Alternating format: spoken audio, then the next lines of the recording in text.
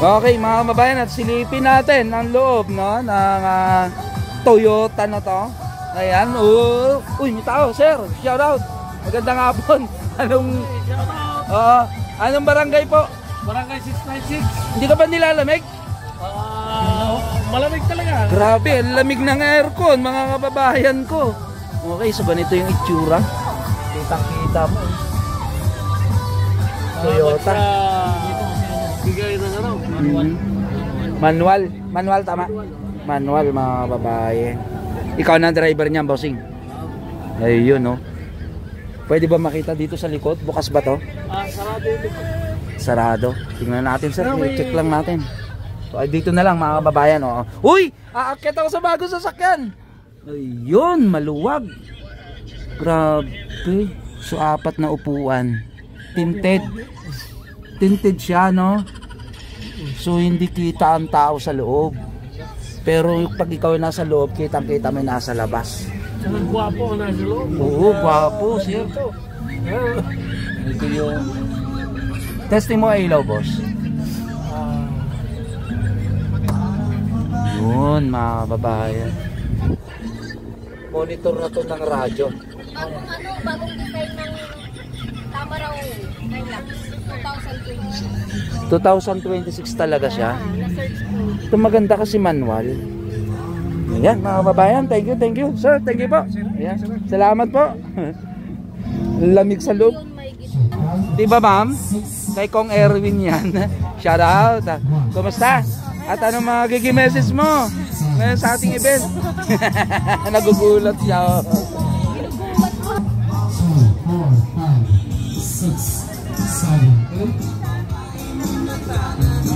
Hi, magandang hapon. Busy itong staff ni Congressman mga kababayan. Sir, nakita ko na yung sasakyan mo. Opo, ang ganda po nung chairman na nandun. Mas maganda ka dun sa actual. Si Chairman Dayang mga kababayan. Maraming salamat kay Congressman at syempre kay Yorme sa mga binigay po na serbisyo para sa mga baranggayan. Malaking tulong po yung sasakyan na to para sa mga kabarangay po namin. At wish ko naman na hindi mo magamit. Hindi po namin gagamitin. Ibig sabihin nun, safe kayo, walang problema, 'di ba? Kasi hindi mo nagagamit, di ba? Ayoko pong gamitin sa emergency, sana po lahat ng mga kabarangay healthy. Yan. O paano mo iinggitin yung mga kasama mong chairman sa barangayan na walang programa na kagaya na ganyan? Actually, wala naman akong iinggitin. Kasi lahat naman halos 184 barangays magkakaroon po. Magkakaroon? Sa 5 distrito. Wala po kaming iinggitin dahil lahat po sila bibigyan at bibiyayaan po. What I mean is yung ibang distrito na hindi nakaisip ng ganyang program. Meron naman ako nakita rin sa ibang distrito eh. So mali lang si KTV. May konti akong nakita na pare-parehas pero hindi ko alam kung saan po nagmula yan. So we're hoping na itong Distrito 5 like sana sa barangay ni Sir August. Sana gayahin po na ibang congressman. Kayo na yung magiging ng mga distrito para pare-parehas po. Nandoon yung unity na tinatawag pagkakaisa. Pagka lahat meron. From District 1 to 6, sa pangunguna syempre ni Yorme na mabisuhan sana lahat ng kongresista na maging ganito. Maging role model si Congressman Erwin. Na talaga naman po na dapat gaano ba ka-importante yan? Ay, napaka-importante ho yan dahil malaking bagay yan para pag naihahatid po kung saan man. Especially senior citizen, pagka meron po kaming lakbay dasal, kailangan namin ng sasakyan dahil nangihiram kami 3 sasakyan sa iba-ibang barangay. So, malaking tulong po yan sa barangay. Tsaka halimbawa nagpatawag sila ng seminar at lahat ng magagamit niya. Diba? Kasi nakita ko wag lang po sa excursion. Kasi mas mahalaga po sa mga bagay na dapat ilaan. Personal na yun pag excursion po, umarkila ho sila. Kung yan ang arkilahin, papayag ka? Ay, hindi ho kami papayag. Kung ang excursion po is mga senior, papayag po ako. Oo. Para sa senior. Opo. Yun, pero kung malalakas pa sa kalabaw na kapitbahay ko, arkila kayo, lalo na kung lipat bahay. Okay.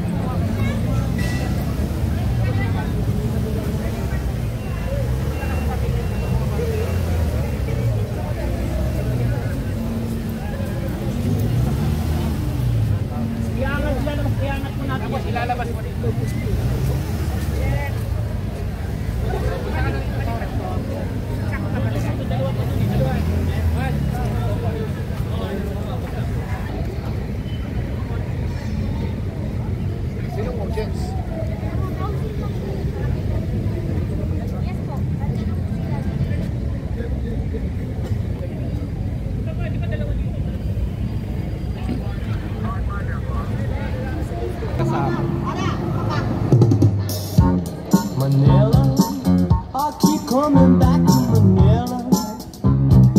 Simply ain't no place like Manila. Manila, I'm coming home. Po, sa ating mga merong mga barangay rescue vehicles na nandiyan. Model! Grama. Maraming salamat po.